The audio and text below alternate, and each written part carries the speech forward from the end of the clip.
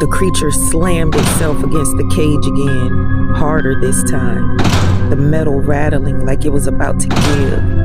The pot cracked straight down the middle, soil spilling out. My husband grabbed my arm. Tay, get in the house, now. But the creature froze.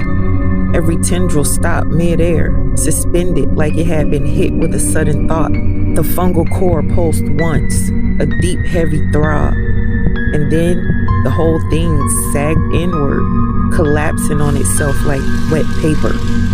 The neighbors were silent. The Johnsons stared wide-eyed, gripping each other's arms. The Harris kids crawled backward until they hit their fence, shaken but awake.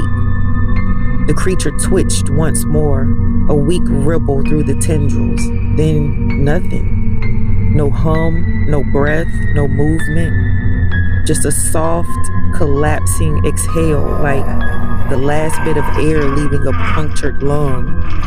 My husband stepped closer, cautious. Is it dead?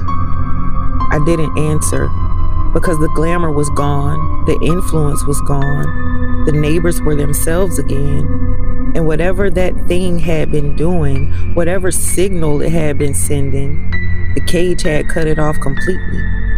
The creature's tendrils shriveled as we watched, drying out, curling inward like burnt roots. The fungal core darkened, sinking into the soil until it looked less like a living thing and more like a rotten knot of wood. The pot gave one final crack and split apart entirely, spilling the last of the dirt across the ground. The creature didn't move, not even a twitch.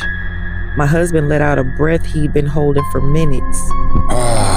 It's over. The neighbors slowly backed away, dazed, confused, whispering to each other like people waking from a shared nightmare. No one asked questions. No one came closer. I stood there barefoot in the dirt, staring at the shriveled mass inside the broken pot. It looked small now, pathetic even. Hard to believe it had ever fooled us. Hard to believe it had ever controlled anyone. But the last bit of its body crumbled into the soil, and I felt something cold settle in my chest. Because plants don't use glamour. Plants don't mimic vegetables. Plants don't control people. Creatures do. And creatures don't act alone. I turned to my husband, voice barely above a whisper. Where did the seeds come from?